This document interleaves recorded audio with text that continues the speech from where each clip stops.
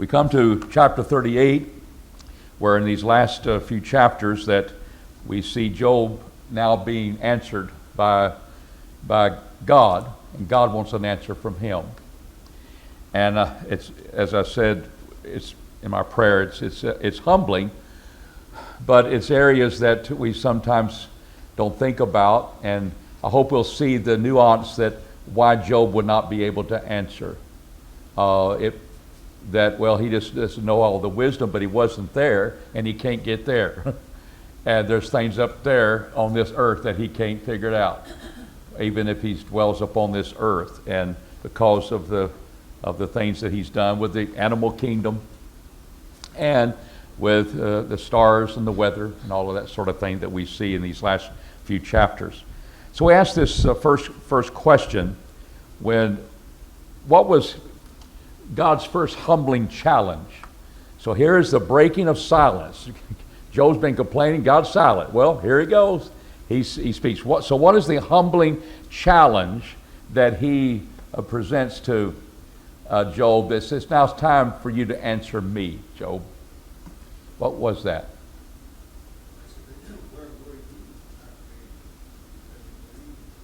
That's exactly right. So let's see how he leads up to this. First of all, who is this that darkeneth counsel by words without knowledge? So you think Job has been prying into the deep things and he's kind of figured out that maybe God is not just with him, and he's kind of gone that direction. Well, when you put it this way, when God does, you darken counsel, you don't enlighten anybody. And you know why? Because what are your words? Your heart expresses these things, but they are without what? You don't have the knowledge. There's something else, Job, you haven't figured out yet about me. And he never tells him exactly what all occurred, as far as we can tell from these chapters. But there's the first point that he makes, and then, as Dave said, gird up now thy loins like a who? Like a 5-year-old boy. Okay. Like a man. That's the highest of his creation. Man. And it's the mature. It's not a little boy. It's like put your big pants on. We talk about that. It's time to be a man. Gird up now thy loins like a man, for I will demand of thee, and declare thou unto me. And here's that challenging question. Where wast thou when I did what? Lay the foundations of the earth. And we just see it just rotating around. What we call foundations. But he laid the groundwork that this whole earth was built upon. Where were you? It's a challenging question, isn't it? And that's something that, well, I wasn't here, but I laid the foundation of the earth because it's here. You've been walking upon this earth, Job, and it's a pretty good starting question. So that would be enough to cause you to think a little bit. But what has just happened before God challenges Job? How does God present his presence unto Job? In a still, small, soft voice?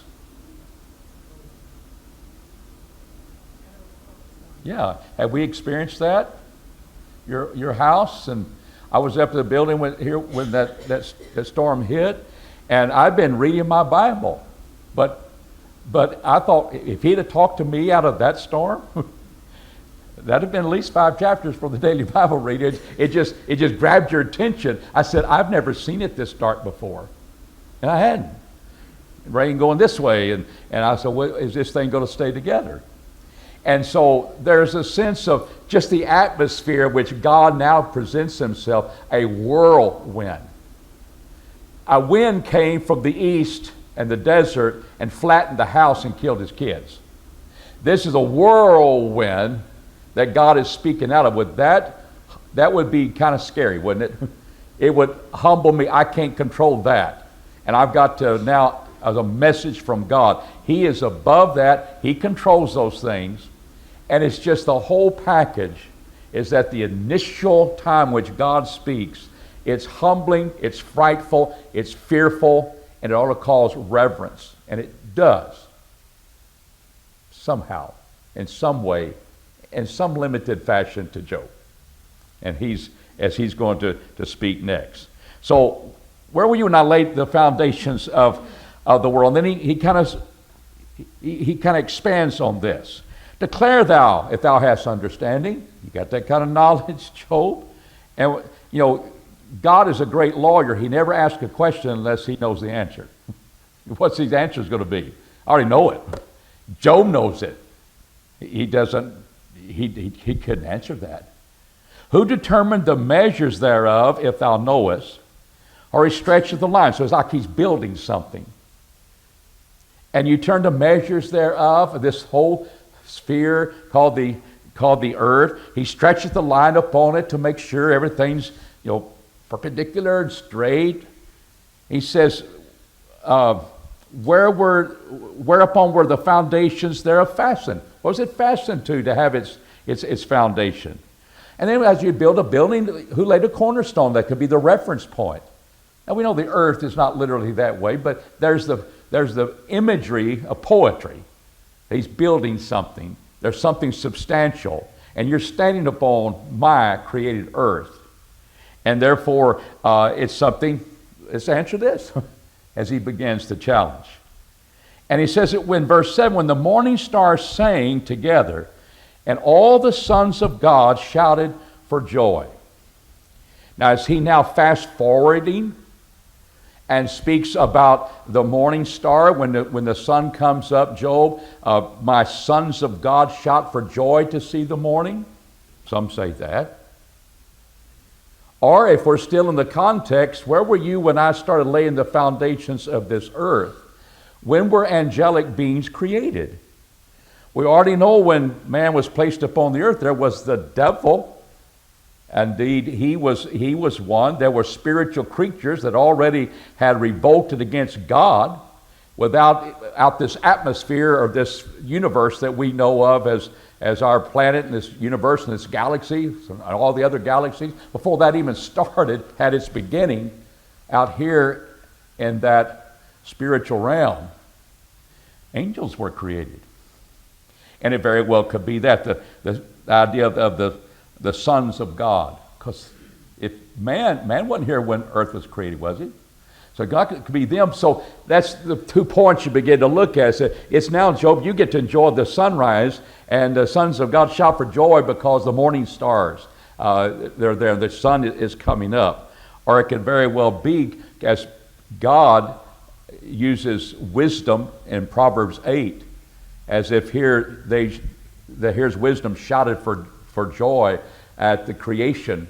And I can see the angelic beings do that as well, because they've been here before time. If the sons of God are this way. So those are 2 areas that you might look at. So there's the sense of, Job would not know that. He was not here. And he could not answer that, even though he is here now, enjoying the sunrises and so forth. So there's the sense of how humbling God didn't take it easy on him. In fact, he's going to kind of make fun of him in these chapters, just to humble him. And we're going to see how he reacts to it as well a little bit later. How is the concept of the sea being in submission to God represented? So now we got this concept, and we got the poetic language that's going to say, this is how he pictures this, and I can get a hold of that. So the idea of the sea is in submission to God. How does he describe that? In terms of what? A door. Shutting the door. Like you leave the womb, the door's shut. You're not going to go back in there. Who shut up the sea with doors when it brake forth as if it had been issued out of the womb? Who puts it in its place? When I made the clouds the garment thereof, and thick darkness a swaddling band, the idea of the clouds being over these things, for the sun, the stars, and so forth, marked out for my bound, and set bars and doors. Here's you cannot go further than this. He said, hitherto shalt thou come, but no further. And here shall thou proud waves, I don't care how big and boisterous you get, you're contained where I place you. So there's that picture of the power of God, the wisdom and being a craftsman and building and preparing things and building the foundation of this earth, and then the very power to keep things in its place. The sea has its place. And clouds, and you've got the wisdom of God, and why the seas never fill up and we keep getting rain, got clouds and so forth, a combination of his power and his wisdom, which we'll see and we'll in particular have to answer in just a few moments. So there's a sense of doors, bars, keeping things in its place as God commands the seas. Job doesn't have that power. All right? What had Job not seen, and why was this important? Let me catch up. I forget we had. And why was this important in his reply to Job? So could you look at here and see what are things he hasn't seen?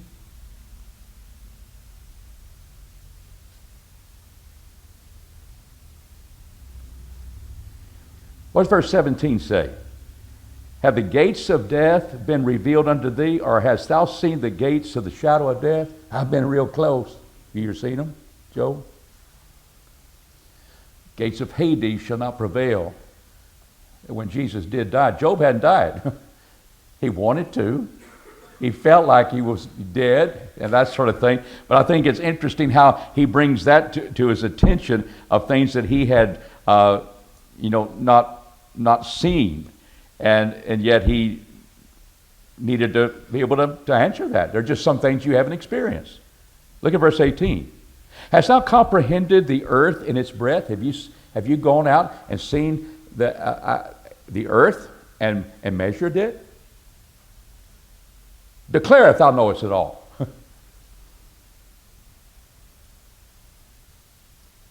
Does that mean the earth is flat? Well, you just put it out like this, 7,901 miles. Looks like it's flat to me. And around the equator, there it is. But it's close to 25,000 miles when you kind of put a circumference going around this way. It's 25,000 miles, a little bit shorter than that. We've measured it. Men have. You think Job did? No. He's going to figure it out. And the sense, you keep going, you keep going, you keep going. Measure that if you can. And he hasn't been able to see those things. He doesn't understand those things. He doesn't comprehend those things. And yet he has been counseling everybody about the character of God and the ways of God that he thought was unjust and toward him. And so there again is a humbling moment that we have, that Job is having at this initial point. What power does the sun have in this 38th chapter?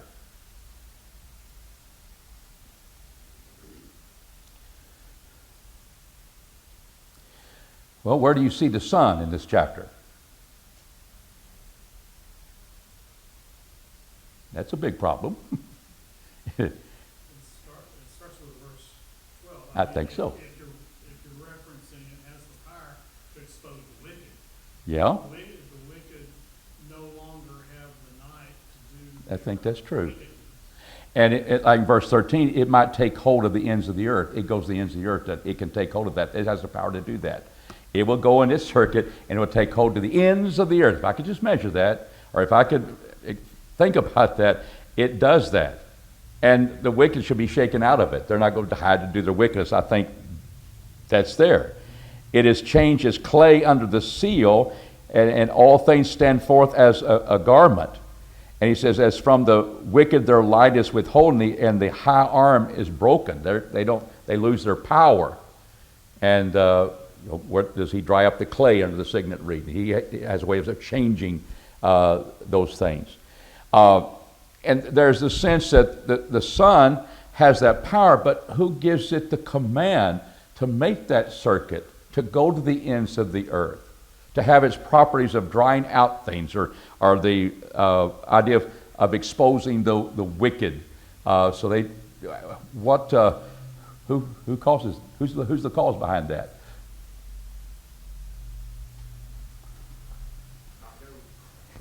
Oh, it's God, isn't it? And when we speak about the argument for the existence of God, Paul's point in Romans 1, there are just some things we can't prove by looking at the scriptures. There's a lot of things about God we can, but what the scriptures offer is how we can know God, Jesus is our Savior. But what can we know from creation? And that's what we're studying tonight. What can we know about God? And God is speaking here as if he wants him to, who's brought that into being. It's not you, Job, but it's me, God. And I think, well, God wants us to look at the effects and see what is the proper cause that would be equal to that effect. Cause and effect is the great way of discovering God. And that's why this cause and effect is what he's arguing with Job. Here's the effect of the earth. Now, who formed all the foundations thereof? Here's the sun grasping hold the ends of the earth, and at the command, who commands that? What's the cause that brings forth that effect? And that comes today in our lives. We look at the human body. We look at how intricate the DNA is and how complicated that is. That it's just a cell. What happens inside of a cell, the code upon code upon code, that determines what kind of protein it's going to be. And we're made up of thousands of cells. And it's just putting out code. All right, we know now, we got the double helix of the DNA. It didn't look like that. That's the way of man describing it. But things are working together, and as if they're just chopping on this and getting that code. And, well, who caused that? Intelligence did that. Who might that bring about into being? God. It's a great answer, especially when it's that complicated. Darwin wasn't dealing with arguments of that sort. He was just looking, he wasn't looking at the cause, he just looking at there's no purpose. These things are random selection. And yet here is our total being and our cells and what controls them. And these things are working together to, how does a protein get formed? They're realizing it's kind of like machine code. In fact, Richard Dawkins, Bill Gates, they've come to have to realize that's just kind of the way it is. And yet both of them would have to say, how'd you get your programs working on a computer? Who's behind that? A mind? Intelligence? It didn't happen by chance. In fact, it's just so out of the realm of chance of these things happening. There was a survey taken a year or so ago where highly educated people, let's say 25 to 35 years of age, that there was 37% of people in our country that believed that scientists had done things in a laboratory and got matter and energy together and it produced frogs. 30-something% of sophisticated, knowledgeable people thought that had happened. And yet, here today, no one's created any RNA in order to make a protein. And they're beginning to realize they're not going to do that out of this primordial soup because they got all this water and things. They're realizing things will not come together because of water. And it'll never happen. But we're going to create life. We're going to create in 5 years. We're going to create in 3 years. We're still waiting. There's just things that we haven't figured out yet. And what we can argue until that time comes when they realize we just generated 2 frogs, here they are. They haven't even gotten one RNA working in a cell, and we got to have a bunch of them to make a protein, amino acids to form that. All of that gets so complicated, but it amazes me that reality is setting in the last few years, that men are having to say, well, it just looks like it's designed. They have to admit that. It sure does look like it is. But still, there's no purpose. Junk DNA is just parasites, and they're finding that 80 to 90% of what men called 10 years ago junk DNA now have found a purpose. They're studying it, and they're able to be fair with science. There's more and more younger men that are wanting to see as a scientist. So we kind of think, well, science is made up of a bunch of atheists. Well, there's some agnostics that are working with trying to find answers. And when you set out, this is how scientists in the 17th century, they believed God existed, so they realized God had put this here. We're going to figure out how it happened, and they found a lot of things. Gravity. And when you say that's junk, don't even try to examine it, because it's all there, because it's just coming from our evolutionary process. What does that encourage you to seek answers? No. Who's seeking answers? It's people who say, there's intelligence behind this. We want to figure out, what does this make? And one of the things they've learned that thought was junk is what makes your red blood cells. How they function in doing that. So that's a world you and I, well, you may know about it, but I don't. It's a world that's there. And it's inside every one of our bodies.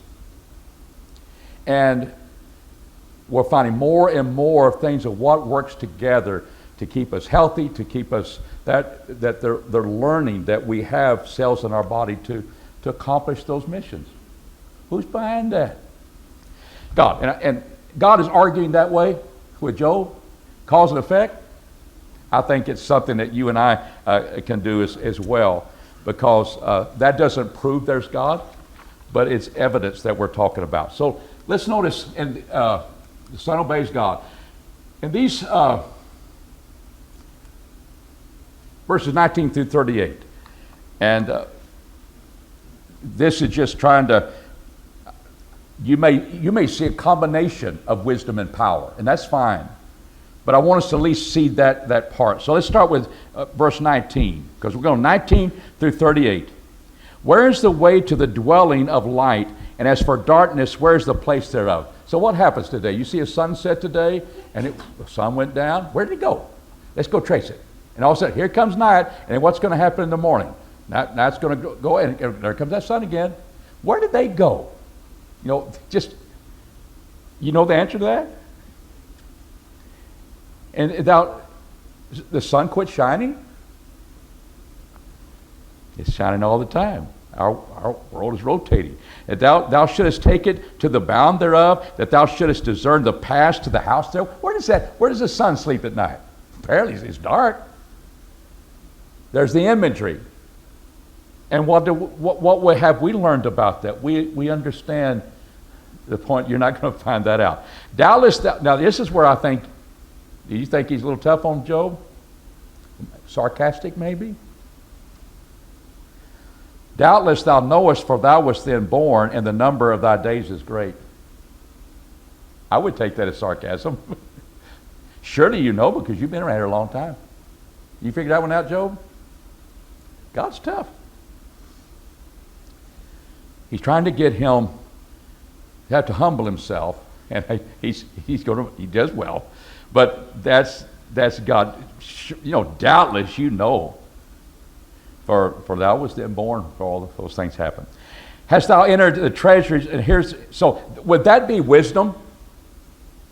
I call that wisdom. The idea of have night and day, for able to have life upon the earth and that sort of thing. Now, this is where you might say power, even though it contains wisdom of snow, an abundance of snow and ice, but he uses it for what purpose? War. And in war, you got power. And he's got abundance of bullets. Hast thou entered the treasuries, abundance of the snow, or hast thou seen the treasuries of the hail, which I have reserved against the time of what? Trouble.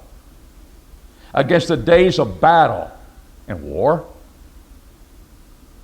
But what way is the light parted, or the east wind scattered upon the earth? The idea of the light parting, the lightning and the winds and so forth. But there's a sense that, yeah, there's a wisdom that brings snow and hail, and it turns to water, and it waters the earth. That's God's creative power. There's his wisdom. But sometimes he's using that to bring hailstones on the battlefield. And there's the power. He can command that. And that becomes very, very important. And that's what we see in 22 through 24. Look at 25. Where would you put this category? He cleft a channel for the water flood, or a way for the lightning of the thunder, to cause it to rain on a land where no man is, on the wilderness wherein there is no man, to satisfy the waste and desolate ground, and to cause the tender grass to spring forth. Power or wisdom? Where you lean more? Because I can see the wisdom of that, but I can see the power of that. But there's no man around. And yet God sends the rain where there's nobody there. But who might be out there in that wilderness? Animals. Psalm 104, he feeds them. He's a benevolent creator. Not just you, and he's getting ready to go in the animal kingdom. Not just you, man, Job, but you where men are not even there. He brings the rain because that's his wisdom of keeping things alive. Hath the rain a father, or who hath begotten the drops of dew? Cause and effect. Here's it rain. Who's behind all of that? Out of whose womb came the ice and the hoary frost of heaven? Who had gendered it? The waters hide themselves and become like stone, and the face of the deep is frozen. Here comes the ice. And the seasons come. And so there's a combination of power and wisdom in these things as well. Verse 34. Canst thou lift up thy voice to the clouds, that abundance of waters may cover thee? Power.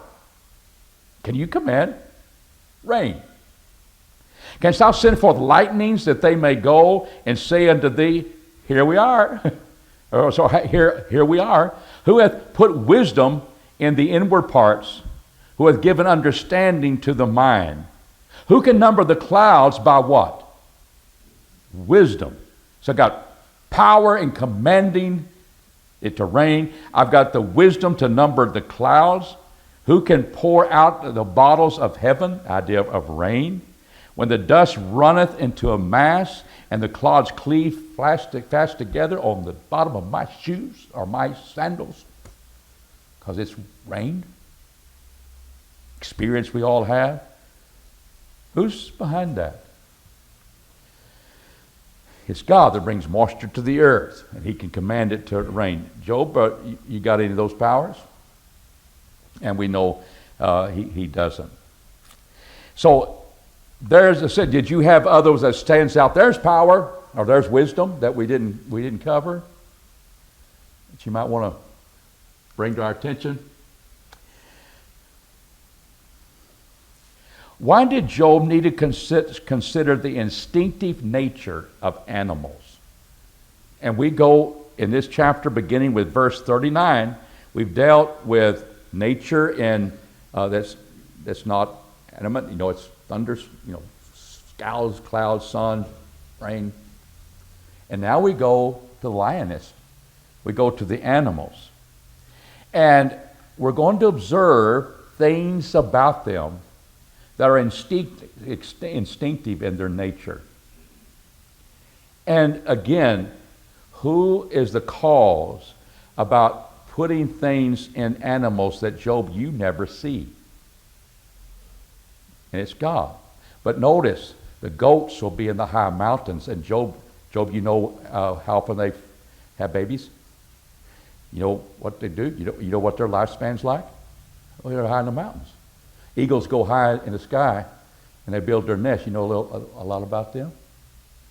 And he puts instinct. So let's look at this first one. I think we got 5 minutes, something like that. Okay. Canst thou hunt the prey for the lioness? All right. I think I'll just go out there and help the lions get their food today. Okay? That wouldn't be very wise, but you want to hunt for the prey for the lion or satisfy the appetite of the young lions? I don't want to, because I may be dinner. I wouldn't get close to that. Well, I wonder how they get fed. When they couch in their dens and abide in the covert to lie in wait, who provideth? So let's start. You provide that food. Who do we know provides that? And the Psalm says so. Psalm 104:21. The young lions are going after their food that is from God. God feeds the lions, the young lions. And he's not man. And he doesn't get eaten up. But he is benevolent in providing the food for them. Now the raven. Who provideth for the raven his prey, when his young ones cry unto God? Again, Psalm 147 verse 9, God does. God does. It's not you, Job. And again, we're looking at cause and effect, and indeed, God is behind that. We go into chapter 39. Notice in verse 1, wild goats. Verse 5, wild donkeys or asses. Verse 10, the wild ox. What would you think of things that are wild? Could they be what? Could they be tamed? And what's the answer in all three of those? No. You talking about a wild ox? Will you trust him because his strength is great, or wilt thou leave him to thy labor? I want you to go wild ox, and I want you to kind of tread out that grain over there, and I'll be back in about another hour, because you're a trained domestic animal. No, I'm wild. And you might not have anything left. Let me tear this whole thing apart. Verse 5, who has set the wild ass free, or that wild donkey, or hath loosed the bonds of the swift donkey, whose home have I made the wilderness, and the salt land his dwelling place. He scorns the tumult of the city. He don't want to be in the city. He doesn't want to be around man. Have you ever observed that, Job? Probably not, because he's not in that world. The range of the mountains is his pasture, and he searches after every green thing. The wild goats, verse 1, of the rock. Here's where they bring forth their young. This is, and this is out of sight unless we go hunt the goats and we get up there in the mountains with them. You're going to stay there for a while. Thank you. And you're going to spend all the time learning, how quickly they have their young and all that. Canst thou mark when the hinds do calve? Canst thou number the months that they fulfill? Or knowest thou the time when they bring forth? They bow themselves, they bring forth their young and cast out their pains. Nobody heard it. But they did. They overcome that. Their young ones become strong. They grow up in the open field. They go forth and return not again. Job, you know all answers to that? No. I didn't even think about them out in the mountains. So these ones that deal with this idea they're so wild, they're not tamed by man, and yet you have an answer for that? No. But who's behind that all? Who feeds them in the wilderness? It's God. Now, he's not asking a question about the ostrich. Did you notice he didn't? Canst thou bind the wild ox? Who has sent thee? Who has set out the wild ox free? Knowest thou the time the wild goats have their babies and so forth? Something changes. And it's not changing. He's still got the animals, but who does he talk about now? The ostrich. And he's just declaring, is the ostrich smart? Is he swift? 35, 40 miles an hour? Is he a big bird? I mean, he's bigger than Big Bird, 200, 300 pounds. And he's so equipped for speed that when the horse goes after him, he scorns the horse, he can outrun him. She scorneth the horse and his rider, but she's kind of stupid. She deals hardly with her young ones as if they're not hers. Though her labor be in vain, she is without fear.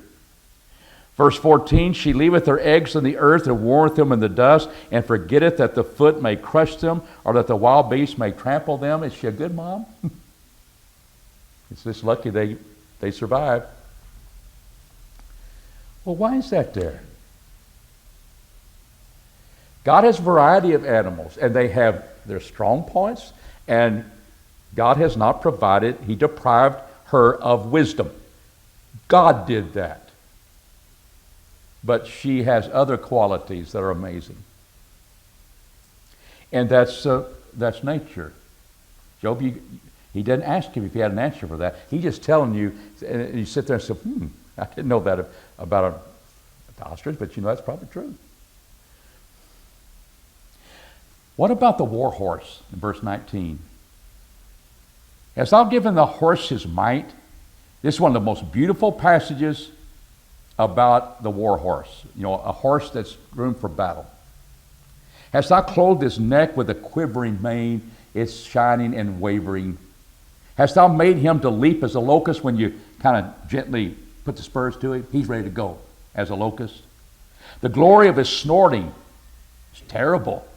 He paweth in the valley and rejoiceth in its strength. He goeth out to meet the armed men. He mocketh at fear and is not dismayed, neither turneth he back from the sword. The quiver rattleth against him, the flashing spear and the javelin. He swalloweth the ground with the fierceness and rage. Neither believing he that is the voice of the trumpet. As oft as the trumpet soundeth, he said, Aha, let's move out, let's go to war, in essence. He smelleth the battle afar off, the thunder of the captains and the shouting. He just lives for the next battle. And who provided that kind of nature in a horse that men will use for battle? And then the seventh and eighth animal that he brings in these chapters, verse 26, it says, is it by thy wisdom? Now he's back to asking these questions. Is it by thy wisdom that the hawk soareth and stretcheth her wings toward the south? Maybe because the south wind is coming, she rides that wind, those currents. Did you put that kind of wisdom in the hawk, Job? I deprive the ostrich of wisdom, but I give this kind of wisdom to the hawk. I got a variety, but God can do that. Is that the command that the eagle mounteth up and maketh her nest on high? Thank you. On the cliff she dwelleth and maketh her home, upon the point of the cliff and the stronghold. From thence she spieth out the prey, her eyes behold it afar off. Her young ones also suck up blood, and where the slain are, there she is. And providing the food for her, whether this eagle's now a vulture, type of bird, I don't know. But the point is that God gives these instincts. The animals are fed by God creating things so that they could be out there. And Job, you're so far removed from most of it. And we'll just hit there and we'll close in chapter 40 in verse 1. No, I'm going to stop there. We'll stop there next time. Any questions or comments you'd like to have before we close? Okay. Thank you for being here and participating.